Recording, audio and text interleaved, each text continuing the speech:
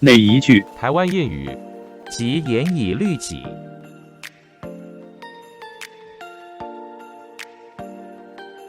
台湾谚语，取材于台湾闽南语常用词词典。欢迎乡亲们转发到自己的聊天组群，协助推广咱们的母语。多谢，感恩。台湾谚语，是唔是骂家己？即严以律己。